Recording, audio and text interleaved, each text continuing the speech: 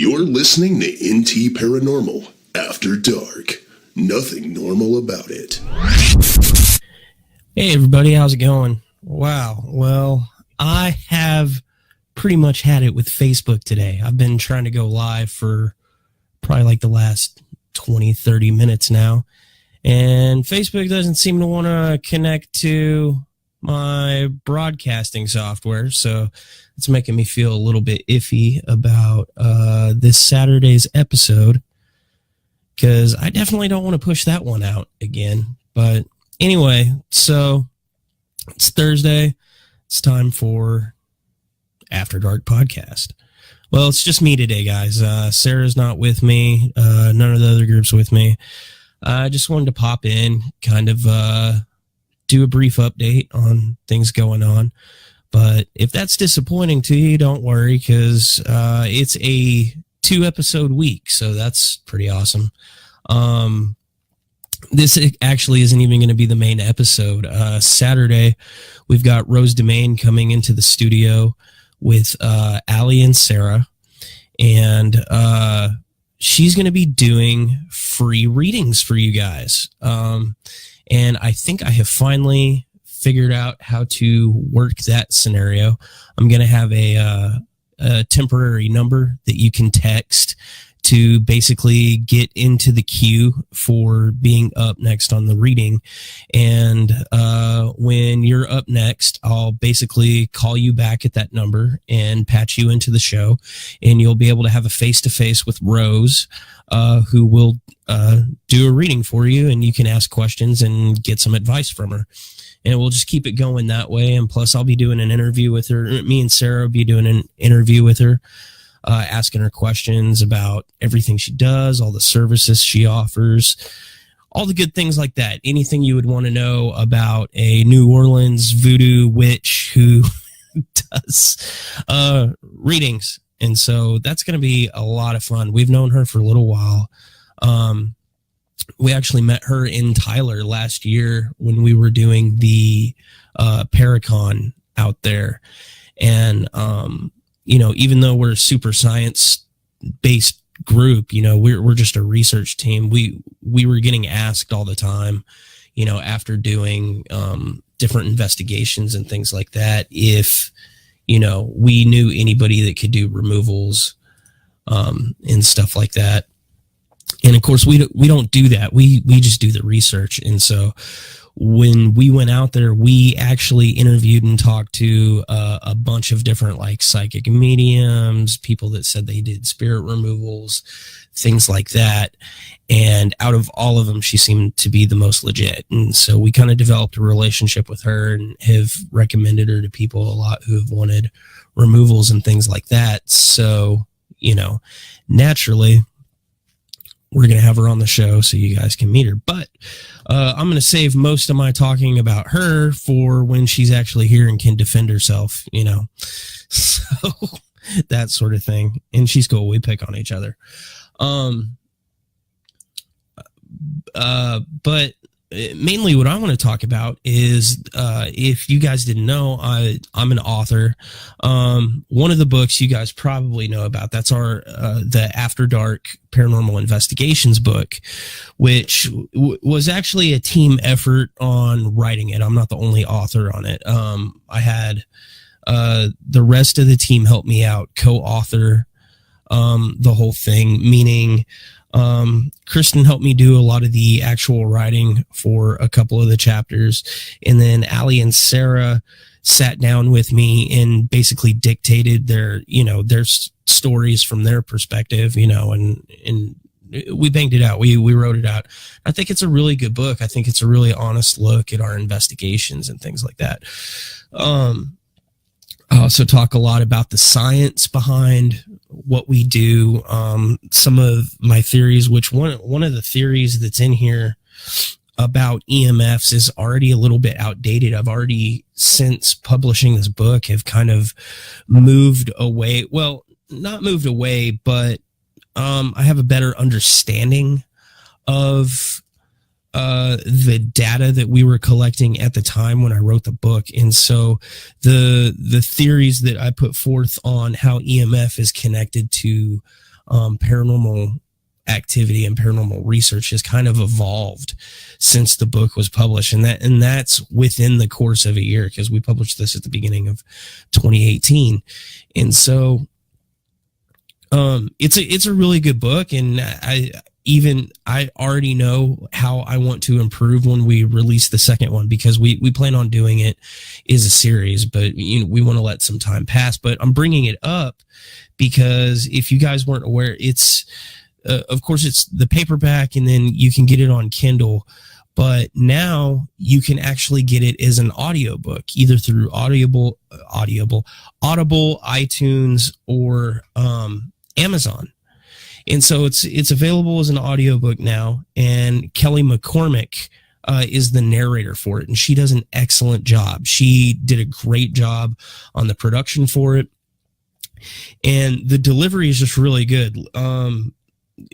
Seeing as how I wrote it and had to sit through it and edit it and go through it over and over and over again, you can imagine for me, for the team, it's a little hard for us to like just sit there and reread it over, because we know what's in it. But when I actually reviewed the audio, when Kelly was sending me the audio for it, her delivery of it was entertaining enough that it felt fresh and new to me, and I could sit and listen to it again. And it was just really surreal to hear my writing read back to me in that way. And I think it's really good. And so people who have a hard time sitting down reading a book, or just want to hear it like while they're driving or something like that, or maybe they have a hard time reading, they can't see the page. That's available now. And I think that's really awesome. But the other thing that's really neat is I have another book that I wrote, and this one is fiction, and it's not necessarily related to the paranormal stuff, except that some of the stories that are in here, because when I originally wrote this book, it was short. It started out as short stories, but as I progressed on and started doing more of the stories, they all kind of connected together. But the interesting thing is a lot of the stories that are in Under the Surface are actually inspired by things that happen to the team on investigations, experiences that we had, some ideas that we came up with, just kind of modes of thinking the way it went. And, so it's kind of related to NT Paranormal in that respect, that some of those experiences are in here, but it's totally a fictional book. I kind of classify it as horror, but a lot of the reviews I'm getting are saying it's a really good like mystery thriller, because I guess towards the end it kind of turns into like a detective novel. I don't know, but I'm really proud of this. And actually this has just released as an audiobook as well. Of course, it's available in paperback. It's, on Kindle, but now it's available on Audible, iTunes, and Amazon as well.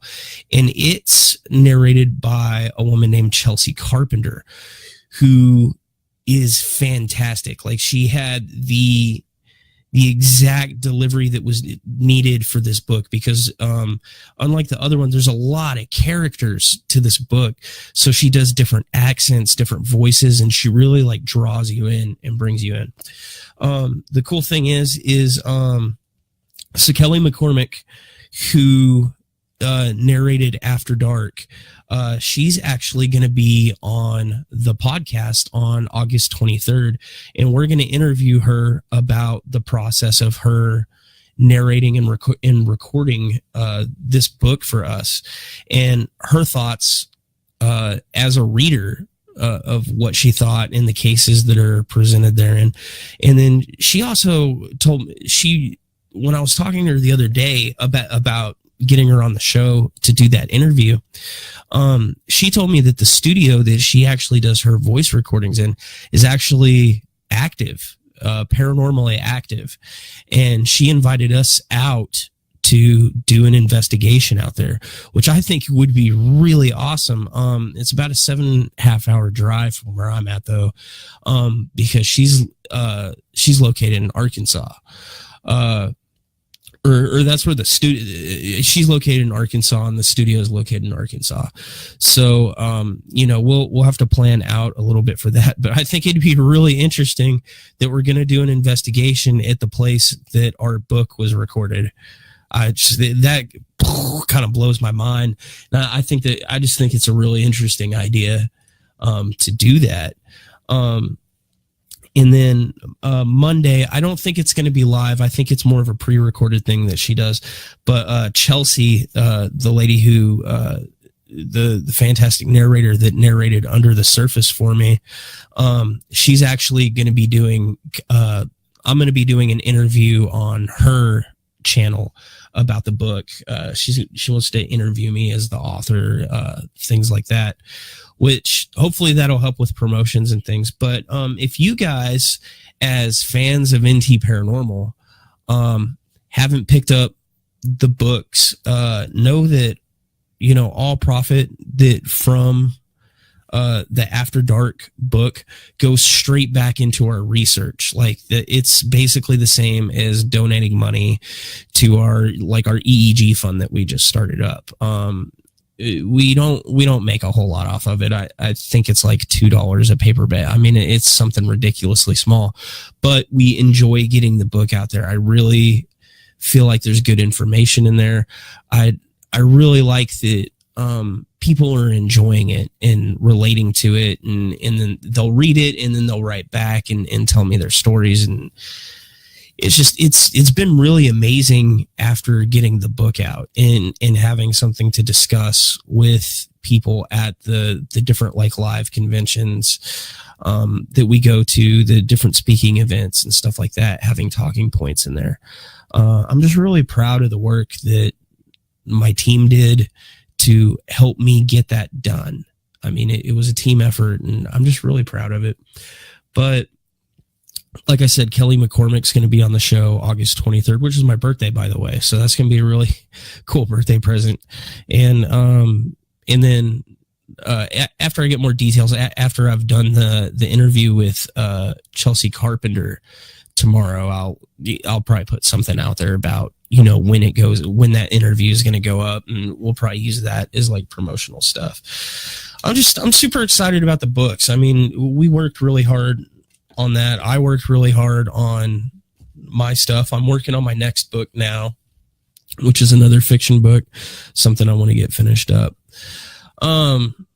So we haven't done a whole lot of like straight cases lately, which kind of sucks. I mean, ideally I would like to work on our research like every weekend. That would be great. Either a new case or working the same case, and going back and revisiting and collecting data. But the truth is just the way things have been moving. We have a lot of events coming up. October is just crazy. If anybody on here who's a paranormal investigator that's kind of public, like we are, where we do like a podcast or we kind of do a show or whatever, like you're not just doing it for yourself, like you have a team, we'll tell you October is crazy busy, not because paranormal activity is ramped up, but because there's so many like Halloween events, and there's speaking events and conventions, and it's just the last half of the year is just convention season. And so we always end up getting kind of crazy busy because we have these paranormal expos that we're going to do. And there's people that want to do like ghost tours, and we help out with like some of that stuff too, with some people that we've developed like a professional relationship with. And so we've kind of been getting ready for that, and we've been focusing a lot on this actual podcast, which we have done amazingly well at, because we used to shoot for doing just one podcast a month, and we would fail at it miserably. Now we're to the point where we're doing a podcast every single week without fail, getting it out there. And on top of that, we're doing it live these days, so you guys can ask questions. Of course, I'm not seeing a whole lot of people actually jump in here right now, but if you guys jumped on and wanted to ask me questions about the book or any of our upcoming appearances, things like that, I'd be answering that stuff right now, because I didn't really come into this particular episode with a main topic on my mind. I just wanted to kind of chit chat with you guys. But we've had a lot of things going on that we've been focusing on that have actually pulled us away from, doing our live investigations and our research. But I'm happy to say we're going to be getting back into that pretty soon. And I'm really excited about some of the investigations that we have coming up. I'm really excited about some of the new videos that we're planning on doing, because we're completely changing the way we're doing everything. Oh, and I see a bunch of the likes and stuff come up.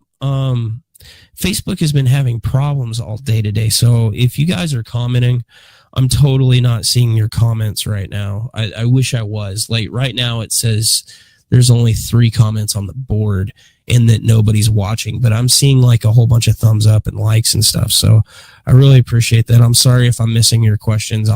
After the live feed, I'll definitely try to go back through and read all your questions and comments and things like that and try to respond.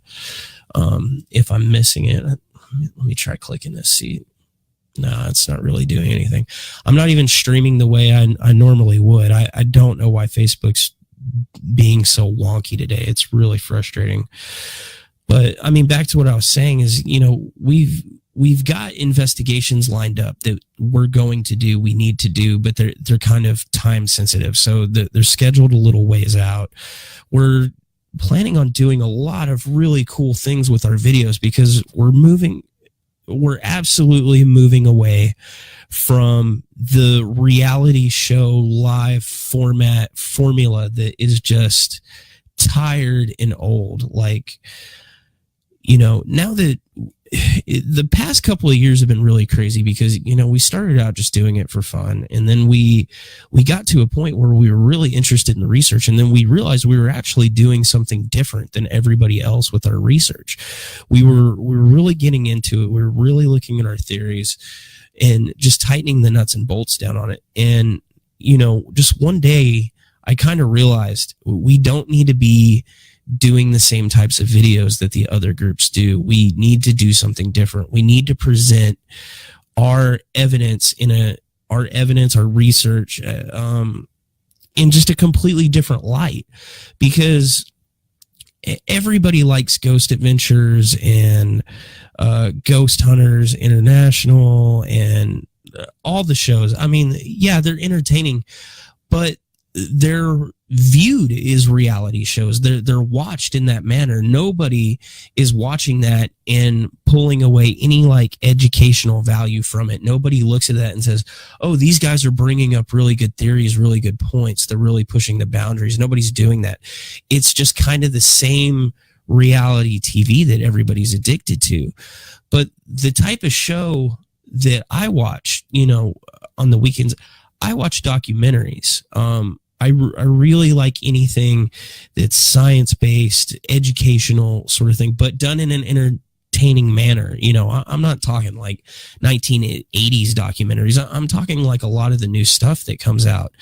And so I got to thinking that if we're doing credible research, then really we should be making credible media, entertainment. And I still want that entertainment value there. I want people to flock to it and watch it, but I want them to feel like they're getting something out of it. I would much rather have one documentary come out a year about serious, realistic investigation with real results, whether we show that we actually found something paranormal or we completely disprove everything. It's not about the result, but it's showing how we get there. It's showing an honest investigation through the eyes of honest investigators, and really just putting it out there regardless what the results actually are, and presenting in a manner that can be taken seriously. Like I watch shows about physics, astronomy,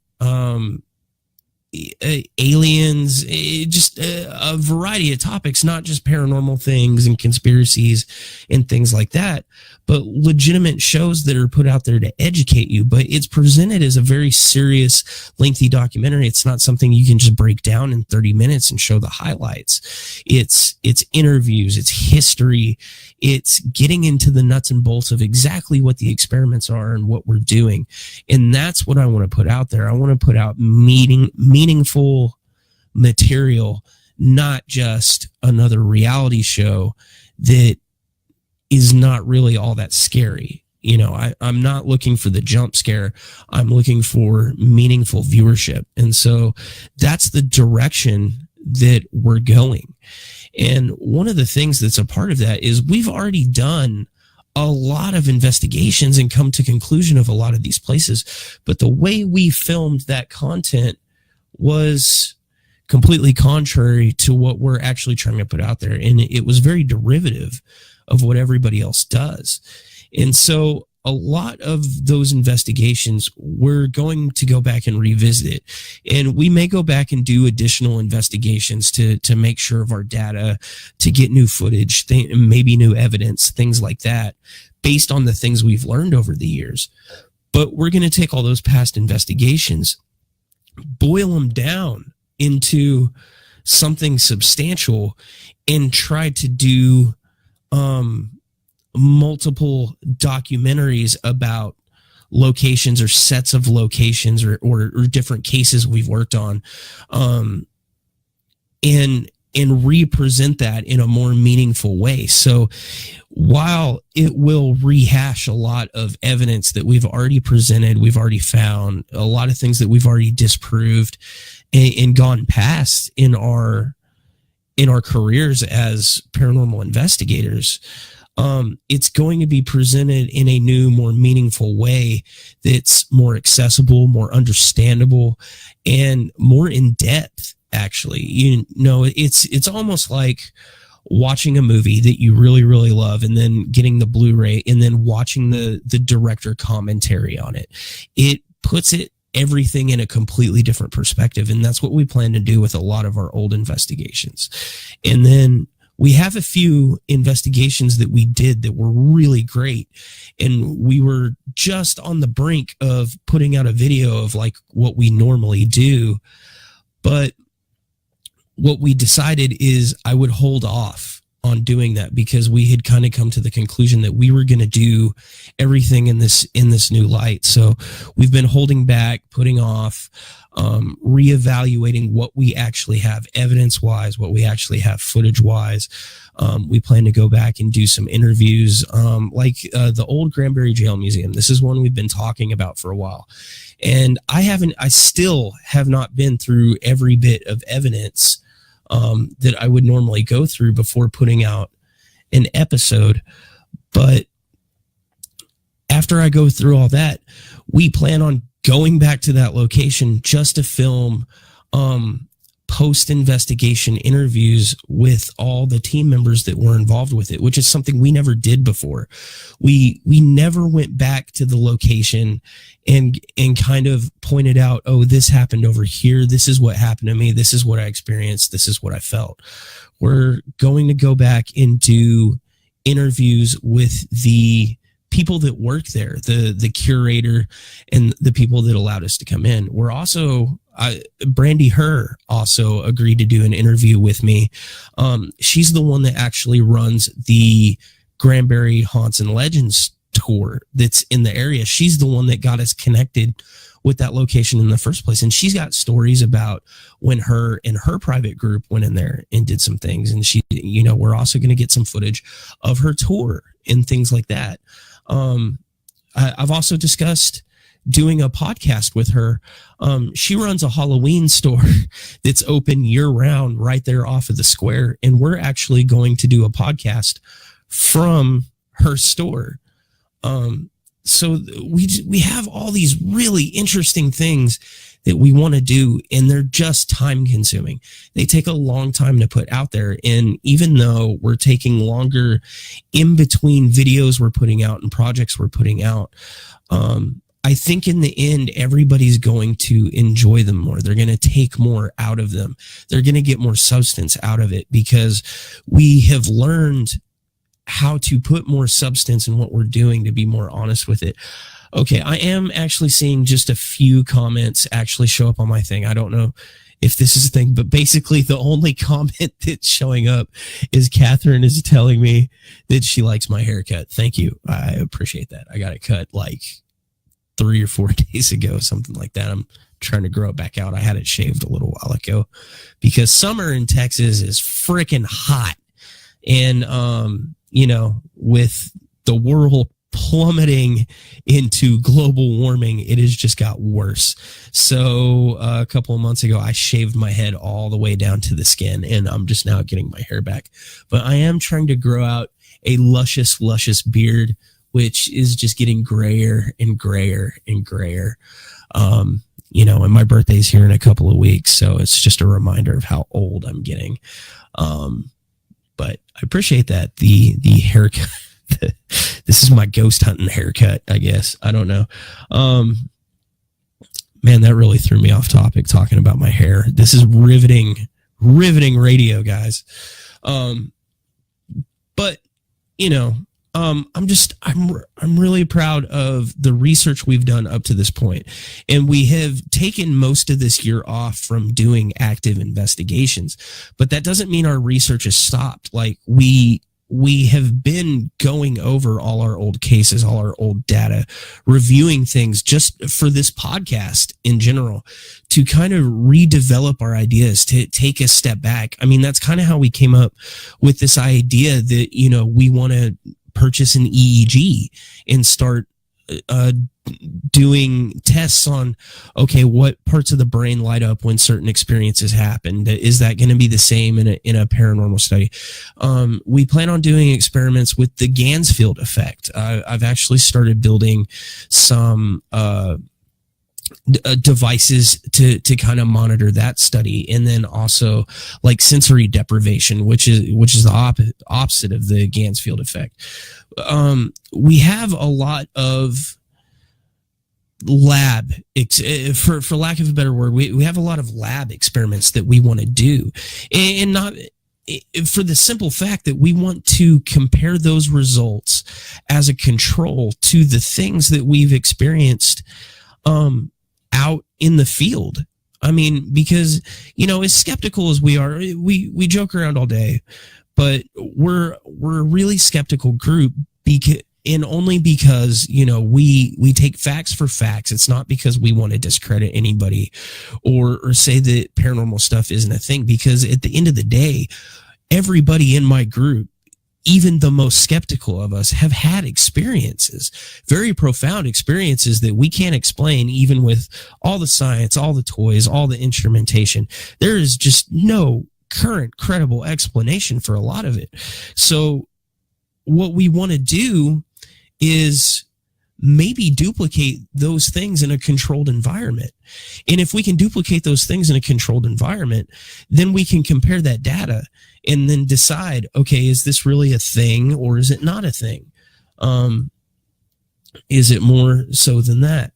I am getting some of y'all's comments now. Oh, yes, we are definitely, I talked to the group, Kelly. Kelly is in the comments. Kelly is the narrator for After Dark. So, I'm really glad to see that you joined. I'm really excited to do the interview with her later, but I talked to the group. We're definitely going to find a way to come to Arkansas. We just have to figure out how to schedule that.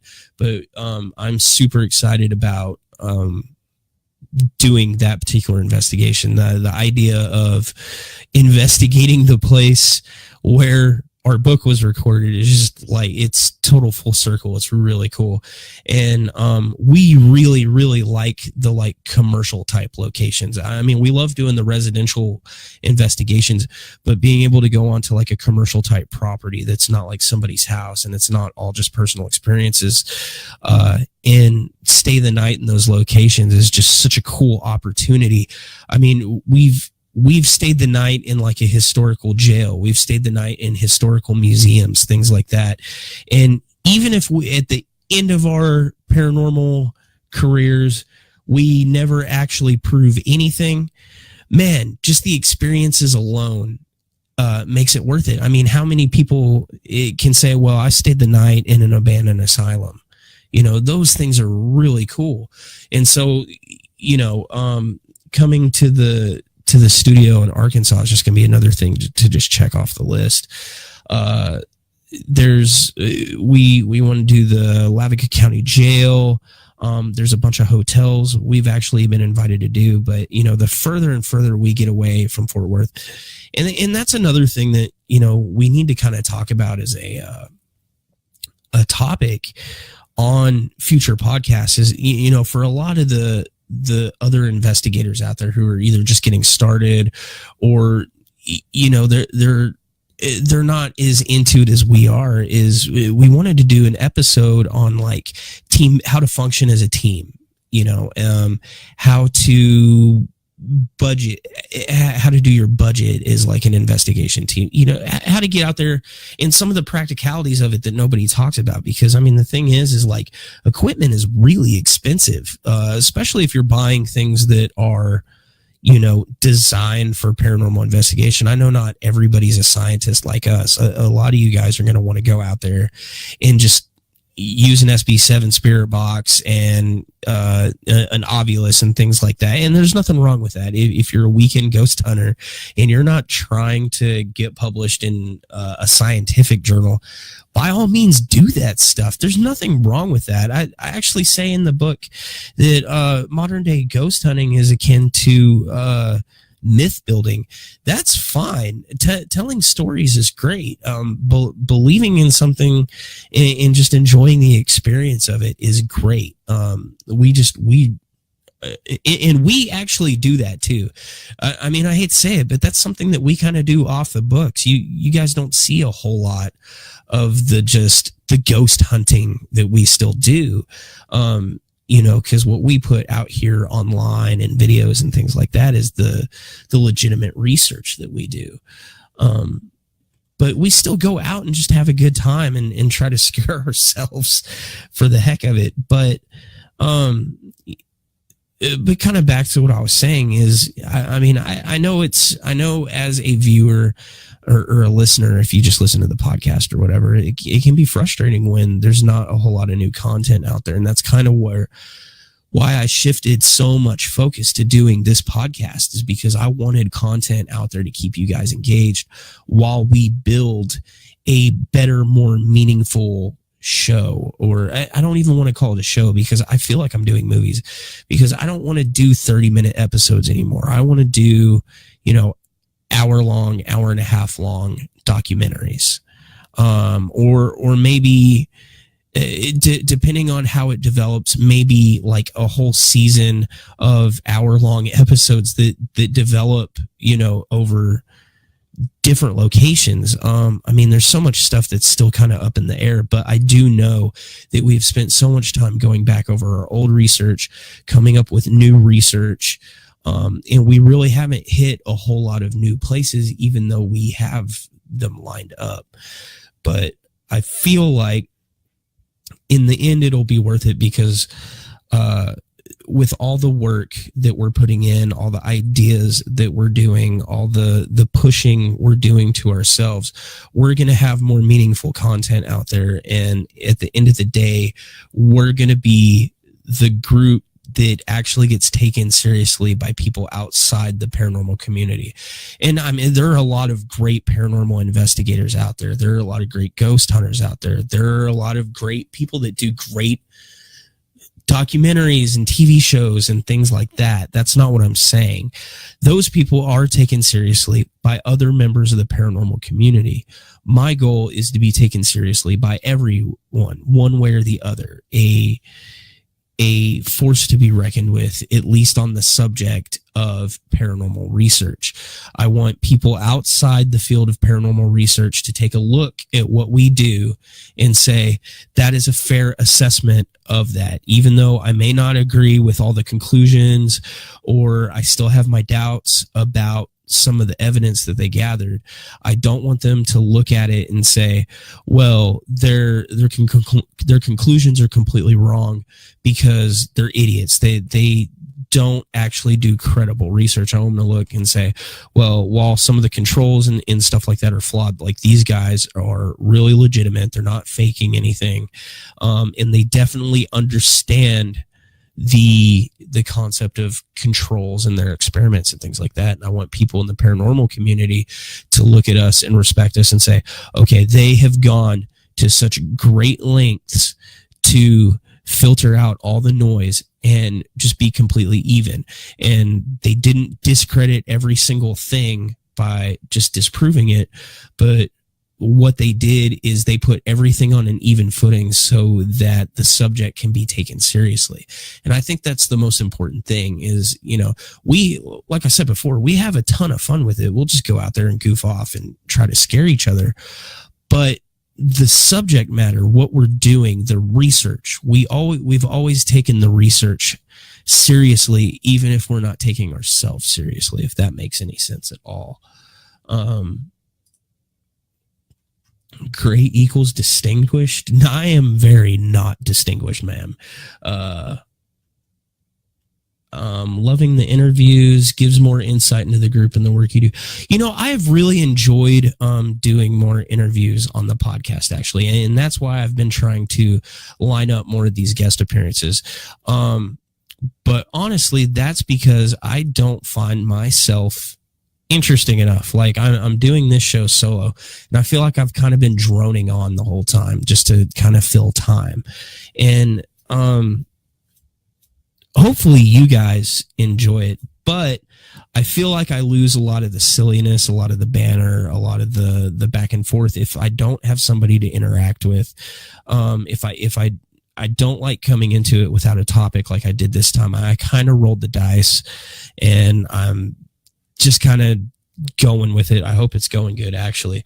But I have actually really enjoyed the interviews. I've tried to pick people so far that are, not just, obviously we've interviewed people within our own team to kind of open up the discussion, to show how we're different from each other, because that's a big part of our group, the fact that we're diverse. We come from different backgrounds of belief. We come from different backgrounds and modes of thinking about the paranormal.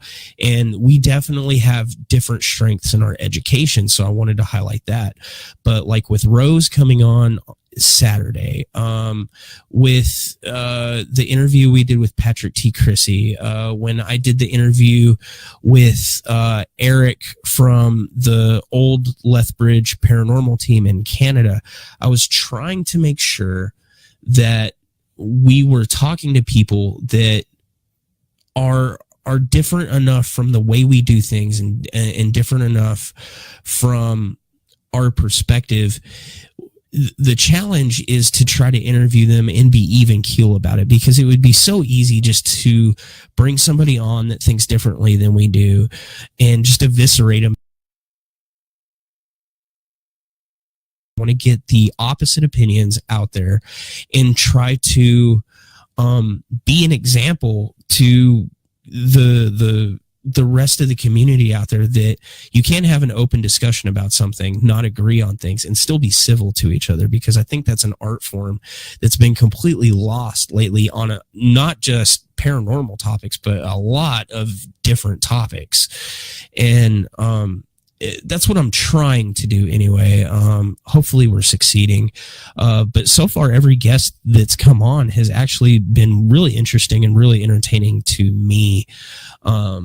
And so I've been really happy with that kind of format. So I definitely want to try to keep interviews going, having guests on, whether they're actually in studio or over Skype or Messenger or things like that. Actually, Catherine has watched pretty much almost every single podcast since we got back to doing podcasts, and I actually suggested to her that maybe she should come on as almost like a fan or a supporter or whatever, because she's also got a lot of really interesting paranormal stories that, I've kind of talked to her through Messenger and in comments I've seen. She has a lot of experience as I think she's in physical therapy, but from the medical perspective of it. And it's also just interesting to hear what the reaction is or the opinion is of other people about our particular brand of research, not just paranormal in general, but I like to get that live feedback about, okay, this is what we like about what you do, and this is what we don't like about what you do. And the big consensus is, hey, we really like that you guys take it seriously, that, there's absolutely no BS in there, but could you not crap on it so much? So that's kind of where we're at, is we're back to the thing is we're viewed by a lot of people as debunkers, not researchers, and that's absolutely not true. But we're not going to change everybody's mind about that, except one person at a time. Well, that's pretty rough. Kat says, I would love to see an experiment in a place everyone says is not haunted with the EEG, and a place that everyone says is haunted on a person who says they see ghosts. Compare the results. Super skeptic. Compare the results on a person who is an open mind but hasn't experienced much. Right, and that's actually that is one of the main scopes of our EEG experiment that we have planned. In that, we want to do a panel of people in a controlled environment with no stimuli at all, just sitting there asking questions, looking how the brain reacts normally. Then basically in a lab setting with stimuli, maybe we'll scare them, or maybe have them watch like a scary video, things like that, and do different things to see how it responds. Then we want to take a panel of people and put them in locations that are supposedly haunted, and basically put them in rooms by themselves doing experiments to see if they experience paranormal activity. But we'll be able to timestamp that at the points where they experience paranormal activity, compare those results to the control settings and see if there's any difference. And one of the things that made me think of that is it kind of goes back to the podcast we did on lycanthropy, and then there was another one on we briefly talked about infrasound a little bit. And the thing is the difference between somebody that suffers with actual clinical lycanthropy and somebody that's schizophrenic is the part of the brain that's affected. So a schizophrenic can think they're a werewolf, but they experience it differently. They're kind of nuts. Somebody that, and with the new medical classification for lycanthropy, people that think they're werewolves or shape changers, basically, a part of their brain lights up. They have experiences through a different part of their brain than what a schizophrenic would. And so their brain is literally telling their body that it's changing all the time. So they're actually not crazy. Their brain is sending their body that signal. Also, we've talked about Sarah having chronic pain all the time. She has CRPS, and that's her nervous system, or that's her brain, the combination of her nervous system and brain telling her, hey, this part of your body is damaged, even though it's not. She's not crazy for having pain in her arm, but she's not imagining it either. And that's kind of the difference. So we kind of want to see what percentage of people that have paranormal experiences are the part of their brain is lighting up where they are misinterpreting data. Like a certain part of their brain is saying, hey, you're seeing this ghost, or hey, you're hearing this thing. But it's different than the parts of the brain that would originate in, say, like imagination. So that is actually going to be a very, very critical study. And then we also want to see how how the brains actually react to sensory deprivation and Gansfield experiment and things like that. So yeah, that is actually a huge heart of that experiment, the overall scope of it, is more than just hooking somebody up to an EEG and watching how it goes. The other parts of the EEG is we also want to expose people to infrasound, and we also want to expose people to EMF and see how that affects brainwave activity. And also the EEG machine we're getting is also an ECG. So we will actually be able to monitor other parts of the vitals. So we can see like if the heart speeds up, which would maybe signify that adrenaline plays a role in some of these things. And then we can compare the effects of how the brain interprets infrasound and how the brain interprets EMF, or basically how the brainwaves are interrupted. And then when we put them in that supposedly paranormal environment, one way or the other, we can see if the brain reacts the same way to those factors. So there's a lot of different variables that we're going to be able to throw into just that particular experiment. On top of that, we're going forward with the psychological profiles. We have hand selected a number of tests that I've actually built a spreadsheet for it with plans to build like an online app for it. So when we go to locations and we're interviewing people, they'll be able to get on the laptop and basically take this test that's going to build a psychological profile on there for the bits of data that we're looking for. And we're also going to eventually open it up to online so that just anybody so you guys can basically sign up like anonymously with like a number, and you can take it, and then we can take a sample of like a large data sample of these profiles. And then based on whether people think they see paranormal activity or never see paranormal activity or kind of on the fence on it, we can kind of start to chart out what kind of people believe in this stuff or what kind of people experience. And if we can find trends in that data, then it sounds like when you talk about the study in that format, it sounds like we're really trying to disprove paranormal activity. But the thing is that data could actually, what it could do is reveal that if paranormal activity does in fact exist, right? We may not be able to physically prove that the paranormal activity exists, but we can maybe find evidence to suggest it does. But what the psychological and the EEG and the lab data could prove is that we could maybe identify people that if paranormal activity exists, what types of people are susceptible to actually identifying it.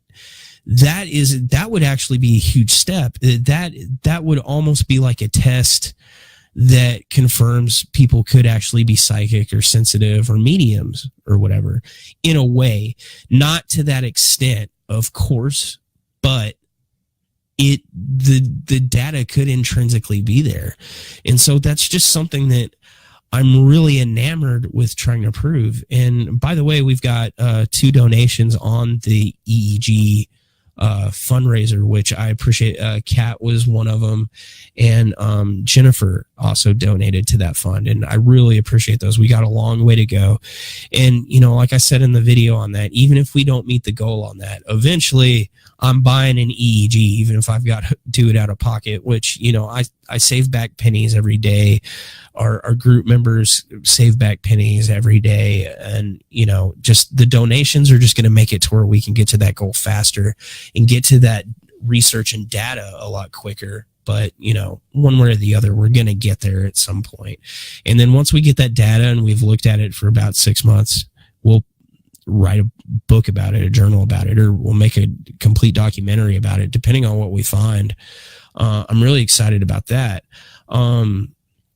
The mono wavelength photography experiment that we do, which is different than every other group out there. It's such a simple experiment, but it basically disproves 99.9% of all orbs out there, if not 100%, because we've only got the one picture. But even that experiment has improved since we put Donald on the team and he's become our photographer. I've always been a decent photographer, but that's not my trade. Allie's a good photographer, but she knows what she learned just from doing it as a hobbyist and what she learned in her forensics courses, which that was centered around a completely different type of science. It was for documenting the area. It wasn't necessarily to document different wavelengths of light, right?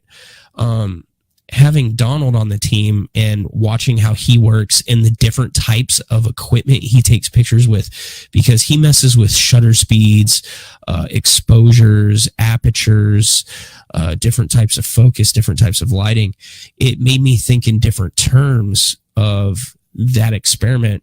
And so I've actually already figured out how I want to improve upon that experiment and make it A, more accurate, and B, to where it can reproduce more types of the photos that get sent to me a lot, with like streaks and stuff like that. So I'm always proud of our group because we're constantly evolving. We're constantly trying to do something different. And I'm really excited for what the future holds, even though right now it seems like a lot of that is kind of far off. It's because we're doing a lot of getting our ducks in a row and putting everything together and reevaluating, who we are and what we are as a team and what we're actually trying to prove, disprove, research, things like that. But along the way, the whole thing has just been a complete blast. And when I think about going from that initial experience I had to going on ghost hunts with Sarah because, Allie worked over the weekend and just no one was available to hang out with, we kind of got together and decided that this was what we wanted to do just for fun as friends, and then it snowballed from there and people started paying attention. So I'm really grateful that happened because I have this new, really awesome hobby that's pretty much taken over and is almost a second full-time job for me. And of course it inspired me to go forward and write, so the first book that I actually finished was the NT Paranormal book, which was which was totally weird for me. And then that inspired me to finish, one of my fiction stories. And now I'm working on the next book and I've got ideas for 4 other books after that. So, and now I do the podcast and the live streaming and it's been really cool. The journey up to this point, and I just really like the whole thing and I really appreciate everybody's support. So, like I said, this is going to be a 2 podcast week because Saturday we are doing another episode. I think Allie's going to be there, but I know for sure it's going to be me and Sarah, and then Rose Domain of Harvest Rose Witchery. And you can go check her out at harvestrosewitchery.com if you need any spells done for you. She's basically a witch for hire. She does removals, she does readings, she'll do spells for you, all kinds of things like that. And she's really kooky and fun to talk to. We like just hanging out. We like bantering with her because we basically pick on her for being a witch and she basically picks on us for being nerds that don't believe in magic. So, it's a very mutual sort of non-productive relationship, but we have a lot of fun. But she agreed to come in. She's going to do readings. And like I said at the beginning of the episode, the way we're going to work that is I'm going to have a temporary number set up that you can text, and basically you can text your name so I know you want to be put into the queue for a reading, and then I'll go in order and basically I'll call you back live on the show, and you'll be able to have if you want to do video chat, you can do video chat. If you just want to do audio, you'll be able to just do audio like a regular phone call, and you'll be able to do a face-to-face with Rose, get a free reading and ask a couple of questions to get advice, things like that. And she's going to tell us all about what it's like to be a witch, how she became a witch, and probably tell us a lot of crazy stories about crazy clients wanting different things done. So, I think it should be a lot of fun. And so we'll be doing that Saturday, 7:00. So we'll have 2 shows this week. So, you know, you won't be stuck with just my ugly mug for the week. And then, I don't remember what the show is after that, but we've got a lot of we sat down as a group and kind of banged out the next 50 shows, show topics. I know what the show after, next Saturday, that is going to be the debate on exorcism. It's going to be a moderated debate. Whole team's going to be here. That one's going to be nuts because they're forcing me to debate for the side of exorcism and demonic possession are real.